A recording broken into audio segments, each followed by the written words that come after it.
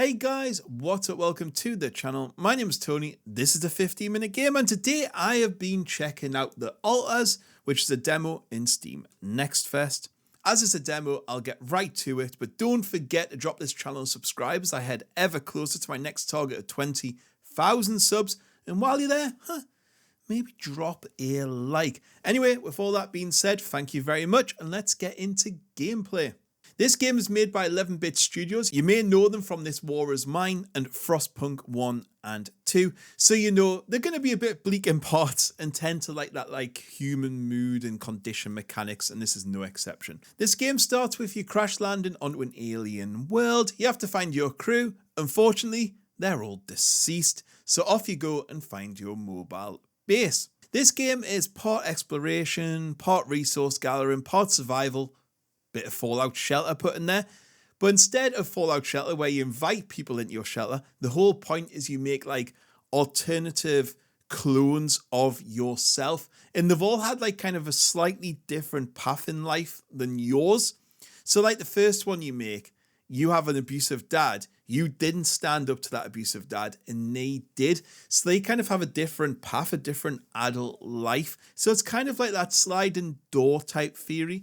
It's an interesting mechanic to give you crewmates, not something I've seen before. And it also ties into the mood, like when you say certain things, they might go sad, they might go happy, they might go defensive. So when you're talking to them, you have to be careful about what you're saying. I just hope it's a little part of the game, not a full part of the game, because I can imagine it could get a bit micromanagey if you've got to manage 10, 15 different types of moods. On the base building side, you have a round base. It's basically a giant wheel that moves around the planet. You can add modules to the base, like a kitchen, for example, and you can make the base bigger and expand it.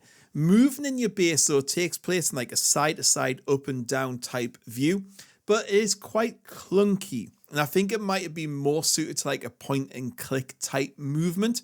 When you're in the base, you can also make things in the kitchen, you can make foods. And then when you go to make them, there's a sped up time sequence where you see the guy making the food for the hour it would take. And it's quite a cool little mechanic. Once you leave the base, which you can only do during the day, at night there's some sort of radiation. It moves into an exploration type game where you've got to find resources, look around the area, progress the story, the scanning to do, and lots of walking. In the demo, you have to collect 3 different types of resources, and you have 7 days to do it. The one negative about exploring, I would say, is your character can't jump or climb unless it's in a designated area. So you're walking and you can get stuck on a stone. You can't just jump over it. You have to walk around. There's vast caverns and areas, but you can't explore any of them. They're all blocked off if you're not meant to get there.